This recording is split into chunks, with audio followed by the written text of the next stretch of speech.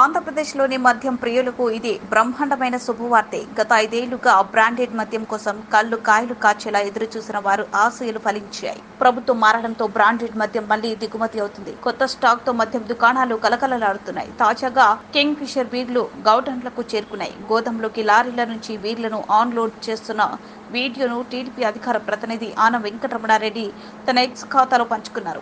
AP నుంచి మాయమైపోయిన బీర్లు మళ్లీ వచ్చాయని ఆయన దానికి క్యాప్షన్ తగిలించారు. ఈ వీడియోపై నెటిజన్లు సంతోషం వ్యక్తం చేస్తూ కామెంట్లు పెడుతున్నారు. కింగ్ ఫిషర్ ఒక్కటే కాదని పలానా బ్రాండ్లు కావాలంటూ వాటి లిస్టు కూడా పెడుతున్నారు. దీనికి స్పందించిన ఆనం త్వరలోనే అన్ని మద్యం బ్రాండ్లు దొరుకుతాయని పేర్కొన్నారు. మరోవైపు ఇష్టమైన మద్యం మళ్లీ అందుబాటులోకి వస్తుండటంతో నెటిజన్లు మీమ్స్ తో సెలబ్రేట్ చేసుకుంటున్నారు.